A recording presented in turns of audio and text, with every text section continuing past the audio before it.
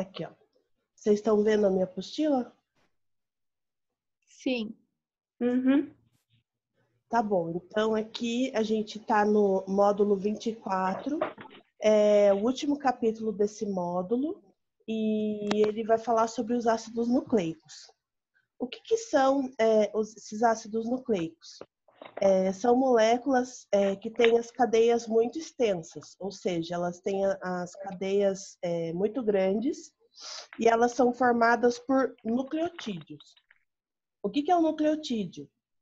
O nucleotídeo ele é formado pela associação de 3 moléculas, uma base nitrogenada, um grupo fosfato e um glicídio, que é do grupo das pentoses. Então, aqui, ó, algumas pessoas, elas nascem predispostas a desenvolver determinados tipos de doença. Isso é genética. Então, quando isso ocorre, a gente diz que tal doença é genética.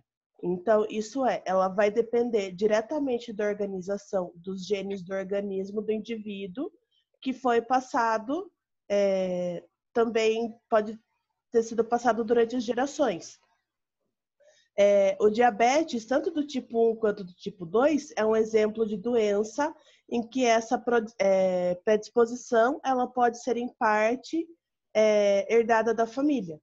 Então, quem tem caso na família de diabetes ou coisa do tipo, é bom sempre estar fazendo exame, porque não significa que vai ter 100%, mas a pessoa tem uma predisposição, ou seja, ela tem uma chance a mais de desenvolver essa doença por conta da genética que foi passando de pai para filho.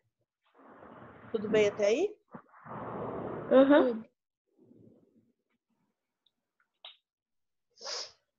Então, aqui tem um vídeo sobre a estrutura do DNA, que pode ser visto depois. Aqui fala um pouquinho sobre a estrutura do DNA.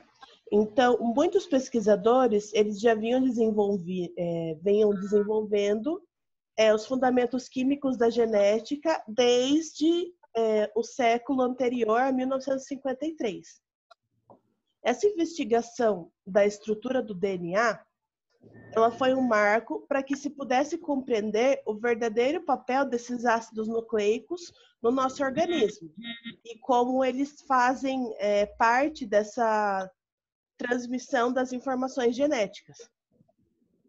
Então, assim como as demais macromoléculas biológicas, o DNA ele compreende uma cadeia polimérica constituída por cadeias menores, que nem eu falei lá em cima, que são as cadeias de nucleotídeos. Então, esses nucleotídeos, eles são pequenas cadeias e eles se unem para formar uma cadeia maior, que é a cadeia de ácidos nucleicos, como o DNA e o RNA. Então, como eu disse ali em cima também, as moléculas, elas são constituídas em 3 partes. Um grupo fosfato, uma pentose, que popularmente é o açúcar, e uma base orgânica nitrogenada. Então, no DNA, as bases elas podem ser uma adenina, uma guanina, uma citosina e uma timina. Então, aqui a gente tem um esquema apresentando a constituição geral do nucleotídeo. Então, a gente tem a pentose. A pentose ela vai se ligar ao grupo fosfato e à base nitrogenada, e, portanto, a gente vai ter a estrutura do nucleotídeo. A estrutura do nucleotídeo é pequena, então vários nucleotídeos se unem para daí formar as moléculas de ácidos nucleicos, que compõem o DNA. Tudo bem até aí? Sim. Sim. Aqui a gente tem as fórmulas estruturais dos 3 constituintes dos ácidos nucleicos. Então, aqui a gente tem as cadeias das pentoses. Então, notem que as pentoses, elas são cadeias cíclicas, né? Elas são cadeias fechadas. O grupo fosfato, que ele é composto por um elemento fósforo e com ligações no oxigênio, E aqui a gente tem os exemplos das bases nitrogenadas. Então, as bases nitrogenadas a gente consegue notar que também são grupos cíclicos, são grupos fechados. E por que base nitrogenada? Porque possui aqui, ó, todas possuem o grupo NH. Então, isso caracteriza com que a base seja nitrogenada. Tanto no DNA quanto no RNA, os nucleotídeos eles estão unidos por meio de ligações denominadas fosfodiéster. O que é essa ligação fosfodiéster? Elas são ligações covalentes, ou seja, se elas são ligações covalentes, quer dizer que há uma compartilhação de elétrons aí. Então, elas são ligações covalentes que compartilham 2 átomos de oxigênio de um grupo fosfato. E é composto de 2 moléculas diferentes e tem um papel fundamental na cadeia do DNA e do RNA. Então, o que é o grupo fosfato? O grupo fosfato é esse cara aqui. Então, nessa ligação fosfodiéster, é onde tem o compartilhamento de grupos oxigênio com o grupo fosfato. Então, essa é uma das principais características do DNA e do RNA.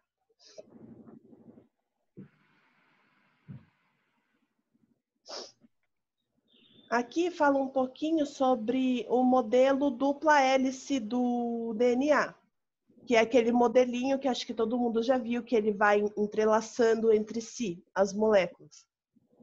Então, qual que é a principal característica desse modelo dupla hélice? As bases nitrogenadas de cada cadeia, elas ficam voltadas para dentro dessa dupla hélice. E elas interagem por si por meio de ligações de hidrogênio. As ligações de hidrogênio, para quem não lembra, é quando o hidrogênio se liga a um elemento fortemente eletronegativo, ou o flúor, ou o oxigênio, ou o nitrogênio. Ou seja, é a ligação mais forte que tem e ela é muito difícil de ser quebrada. Então, isso faz com que as bases nitrogenadas elas permaneçam unidas. O tamanho de cada base nitrogenada e o fato da estrutura do DNA, ela vai ser regular, ou seja, elas mantêm um padrão de pareamento. Ou seja, só são possíveis os seguintes pareamentos: adenina com timina e citosina com guanina. Então, o que faz manter essas moléculas unidas para a estrutura do DNA? É a ligação de hidrogênio. Então, notem que eu tenho o hidrogênio aqui, e ele está ligado ao oxigênio, e eu tenho aqui um que ele está ligado ao nitrogênio.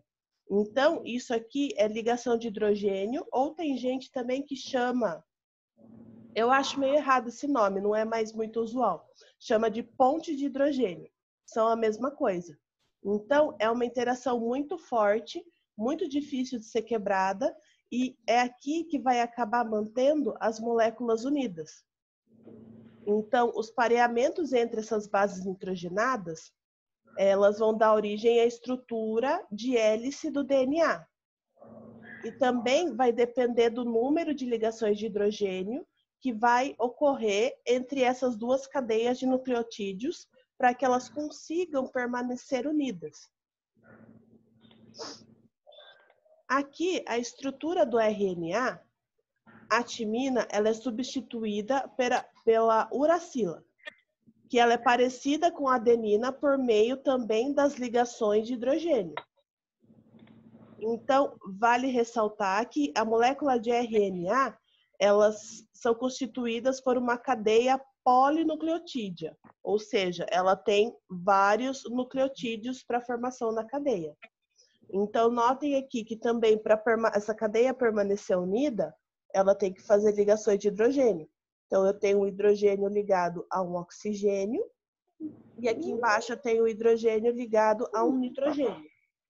Ligação de hidrogênio, repetindo, é quando eu tenho hidrogênio ligado a um oxigênio, a um nitrogênio ou a um flúor.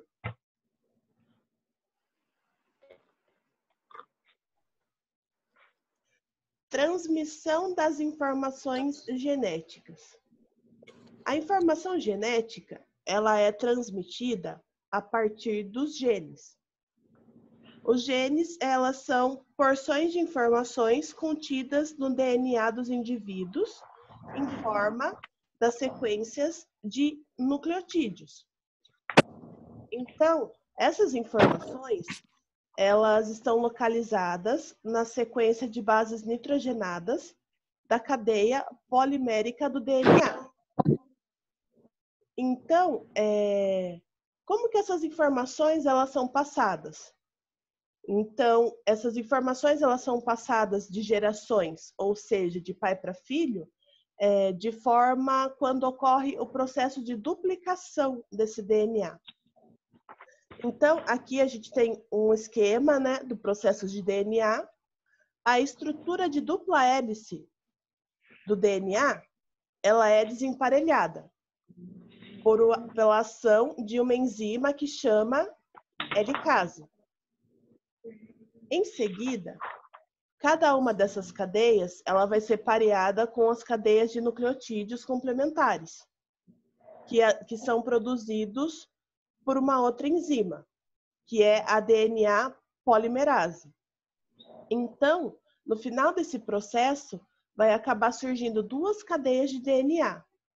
E nesse processo de divisão celular, as células filhas vão ter exatamente as mesmas informações genéticas das células mãe.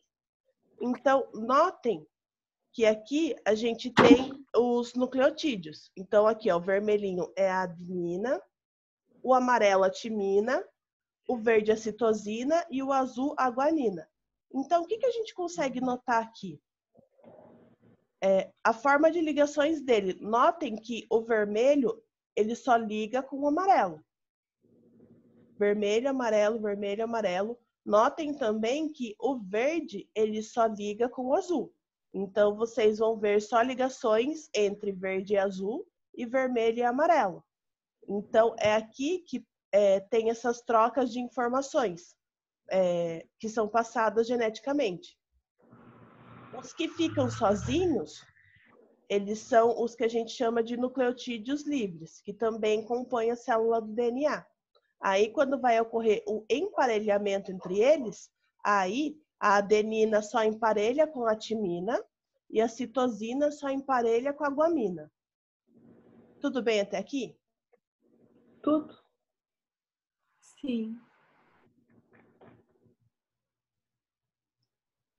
Então, nesse processo de reprodução, essa informação genética ela é passada aos descendentes, garantindo a manutenção das características de cada espécie. Mas pode ser que no meio do caminho também haja alguma mutação no DNA. Se ocorrer essa mutação no DNA, ela também pode ser transmitida aos descendentes ao longo de todo esse processo da duplicação do DNA. Então, o diabetes, que a gente usou como, por exemplo, lá no começo do capítulo, ele pode estar associado a fatores genéticos. Então, dessa forma, essa doença ela pode ser transmitida de pais para filhos. E o RNA? Ao contrário do DNA, o RNA ele é composto apenas por uma fita. Ela é produzida no núcleo celular a partir de uma das fitas de uma molécula de DNA. Depois, ele vai seguir para a célula, onde ele controla a síntese de proteínas do nosso corpo. Então, existem outros tipos de RNA. Tem o RNA ribossômico e o RNA transportador. Então, eles participam do processo de tradução da proteína, isso é, da composição de uma cadeia polipeptídica. Então, de acordo com a sequência dessas bases do RNA, elas são sintetizadas durante o processo de transcrição. Então, elas transferem os aminoácidos correspondentes que vão se unir por meio de uma ligação peptídica, sintetizando a proteína. Então, nesse processo, a biossíntese de uma proteína, com cerca de 150 aminoácidos, ela ocorre em menos de 1 minuto no nosso corpo.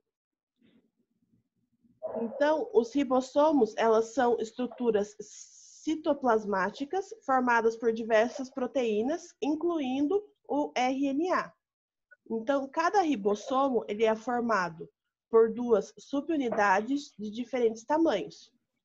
Essa subunidade menor, ela vai se associar ao RNA, enquanto essa subunidade maior, ela vai se associar ao RNA de tradução. Então, cada qual ele é ligado ao seu respectivo aminoácido. Aqui tem as atividades. Tudo bem até aqui? Sim. Sim. Então, eu vou parar o compartilhamento, vou pegar, daí a gente vai entrar no primeiro capítulo da próxima apostila. Beleza.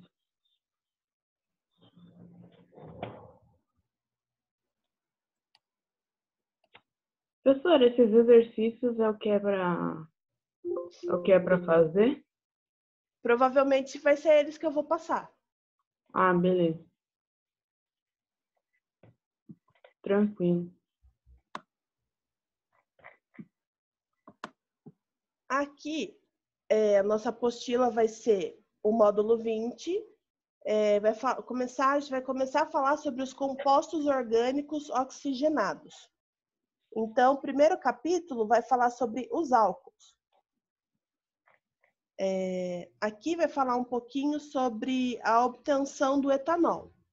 Então, o etanol, como todo mundo deve saber, né, tem uma produção industrial altíssima no Brasil e a matéria-prima dele é a cana-de-açúcar. O etanol, basicamente, ele é produzido através da fermentação ou da destilação da cana-de-açúcar. Então, bem por cima, esse processo envolve a lavagem da cana-de-açúcar, a trituração e a moagem para a obtenção do caldo de cana. Esse caldo de cana ele é filtrado para ter a separação dos resíduos. Aí, a esse caldo, pode se adicionar leveduras e micro-organismos que transformam os açúcares presentes no caldo da cana em etanol e dióxido de carbono. Esse processo, ele é o processo conhecido como fermentação alcoólica. Então, a gente tem 2 maneiras de obter o etanol, ou por meio dessa fermentação alcoólica, ou pelo processo de destilação. Então, aqui, a gente tem a glicose, que é liberada pela cana-de-açúcar quando a cana-de-açúcar passa pela moagem. Aí é adicionado leveduras, né, que são os micro-organismos que vão transformar esse açúcar presente no caldo da cana. Então, com a adição da levedura, a gente tem o etanol. Porém, a gente tem uma pequena consequência aqui, que além do etanol, essas leveduras elas vão produzir o dióxido de carbono. Aqui, a mistura que contém etanol, ela é destilada nas colunas de destilação fracionada para separar o que a gente chama de etanol hidratado. Então, o etanol hidratado, ele é o que finalmente a gente usa nos carros. Ou seja, carro que funciona, quer dizer, hoje em dia, está falando aqui de carro biocombustível, mas hoje em dia, todo carro que sai de fábrica, ele já é biocombustível. Só os carros mais antigos, né, que ou era só gasolina ou era só álcool. Então, esse etanol hidratado, né, ele pode passar pelo processo de desidratação para retirar a água. O etanol hidratado, como o próprio nome já diz, ele tem um certo teor de água. Então, se ele passa por esse processo de desidratação, ele produz o etanol anidro. E esse etanol anidro é o que é utilizado na mistura da gasolina comum. Aqui a gente tem um pouquinho falando um pouquinho da produção do etanol, né? Como pode ver, os Estados Unidos arrebentando na frente, um dos maiores produtores de etanol, só que logo em seguida vem o Brasil. O Brasil também é um forte produtor de etanol. A cana-de-açúcar, né? O etanol, ele pode ser utilizado também em outras fontes que contenham açúcares na sua composição, como, por exemplo, a madeira, as frutas e o amido.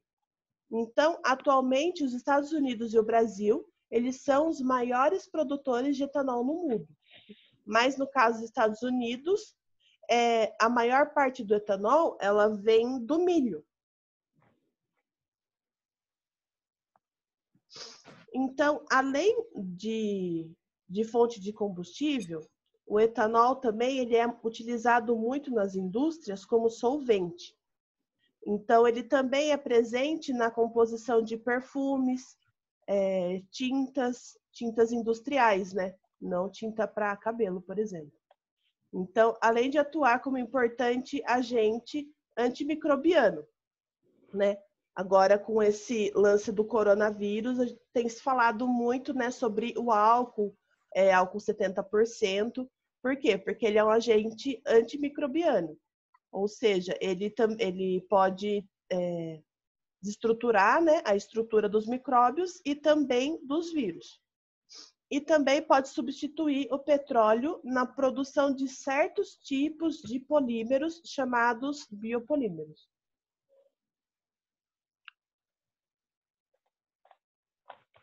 Tudo bem até aqui? Sim. Uhum. Então, ali a gente falou do etanol. Aqui vai falar um pouquinho sobre a obtenção do metanol. O metanol, ele pode ser feito através da destilação de madeira, motivo pelo qual ficou conhecido como álcool madeira. Aqui, ó. Álcool madeira, porque originalmente era produzido da destilação seca da madeira. O metanol, ele não é tão usado como combustível, ele é mais utilizado como solvente na indústria e como matéria-prima na produção do plástico e do biodiesel. Então, como todo álcool, ele é uma substância inflamável e altamente tóxica. Então, por isso, deve ser manuseado com cuidado. Então, como que é feita essa obtenção do metanol? Então, aqui a gente tem o monóxido de carbono, aqui a gente tem o hidrogênio, e daí aqui a gente tem um catalisador. Então, ele o catalisador, como a gente já falou bastante, ele não participa do produto, porém, ele precisa para que essa reação ela ocorra mais rapidamente. Então, com o catalisador de zinco, a gente tem aqui a obtenção do metanol. Então, o gás de síntese, ele é convertido em metanol ao ser submetido em altas temperaturas, aqui ó, de 300 a 400 graus, na presença de catalisadores. Então, esse aqui é o processo da obtenção do metanol. Como que a gente classifica os álcools? Eles são característicos, os álcools, pela presença do grupo hidroxila. O que é o grupo hidroxila? É esse grupo OH, ligado a uma cadeia saturada de carbonos. Então, ou seja, a presença desse grupo hidroxila nas estruturas das moléculas de etanol e metanol é a razão das propriedades deles em comum. E qual é a diferença? Aqui a gente tem um grupo OH no etanol e um grupo OH no metanol. Por que etanol? Por conta do tamanho da cadeia. Então, a gente tem met, et. Lembram da nomenclatura de compostos orgânicos? Então, a gente tem um grupo H aqui. Metil, etil. Então, etanol. O sufixo ol, ele faz parte da nomenclatura de álcools. Então, toda vez que... A gente vai ver um pouquinho mais para frente como que a gente dá o nome para eles. Mas todo álcool, ele vai ter esse sufixo aqui em ol. Então, aqui a gente tem um etanol, porque a gente tem duas cadeias de carbono aqui. A gente tem um metanol, porque a gente só tem uma cadeia de carbono aqui ligado ao nosso OH. Um álcool cujas moléculas eles apresentam apenas um grupo hidroxi, eles são chamados de monoálcool. Então, esse é o caso do etanol e do metanol. Então, quando é formado por moléculas que apresentam dois grupos hidroxi, o álcool ele vai ser denominado diálcool. Depois triálcool, depois poliálcool e assim sucessivamente. Eles também podem ser classificados como primários, secundários ou terciários, de acordo com a quantidade de átomos de carbono que vai se ligar no grupo OH. Então, se esse grupo hidroxi estiver ligado a um átomo de carbono primário, o álcool vai ser denominado primário. Se ele estiver ligado a um grupo secundário, ele vai ser secundário e assim sucessivamente. Então, aqui, ó, eu tenho um carbono primário, porque eu só tenho um carbono ligando a um carbono. Então, meu OH está ligando num carbono primário. Então, quer dizer que o etanol, ele é um álcool primário. Aqui, ó, eu tenho o OH e esse carbono, ele está se ligando a dois carbonos. Então, aqui, o isopropanol, ele é um caso de álcool secundário. Aqui embaixo está o meu grupo H. O carbono ligado a ele está fazendo 3 ligações com o carbono. 1, 2, 3. Portanto, o tercbutanol, ele é considerado um álcool terciário. Tudo bem até aqui? Sim. Algumas propriedades físico-químicas dos álcools. O ponto de fusão e o ponto de ebulição, eles são muito elevados. Por quê? Por conta que eles também fazem ligações de hidrogênio, conforme a gente falou no capítulo anterior, que são interações muito fortes. Então, quanto mais ligações de hidrogênio tiver no meu álcool, maior vai ser o ponto de fusão e de ebulição dele. A solubilidade dos álcools de cadeia curta, eles são bastante solúveis. Por quê? Porque as cadeias deles são polares. Então, eles também realizam ligações de hidrogênio com a água. Então, se eles realizam essas ligações de hidrogênio com a água, quer dizer que eles vão ser altamente solúveis. Conforme vai aumentando o tamanho da cadeia, daí ela vai se tornando um pouco insolúvel. Porém, quanto mais grupos OH tiver na minha cadeia, mais solúvel o meu composto vai ser.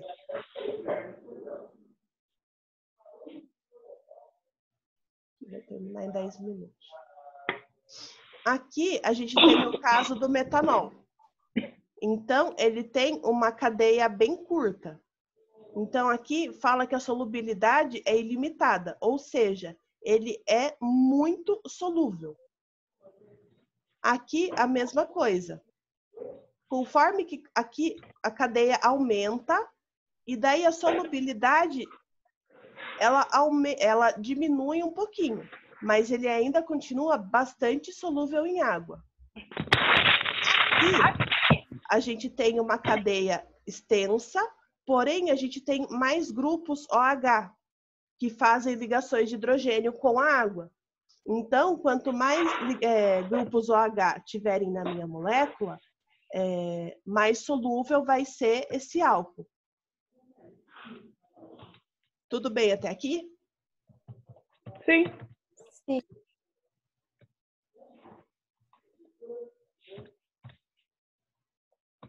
Então, a solubilidade de alguns álcools em solventes polares como a água, elas são explicadas de acordo com o grupo hidroxi, que é esse grupo H.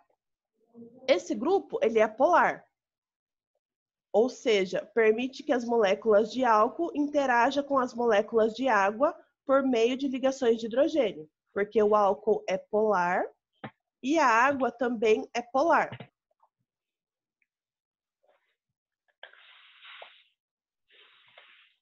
Gente, eu vou fazer o seguinte, eu vou encerrar esse vídeo aqui e vou gerar outro link, que daí eu vou falar aqui sobre os grupos funcionais. Senão eu acho que daí não vai dar tempo, tudo bem? Tá Sim. bom. Tá? Então eu vou gerar outro link, daí é mais acho que uns 15 minutinhos de aula, beleza? Beleza. Beleza.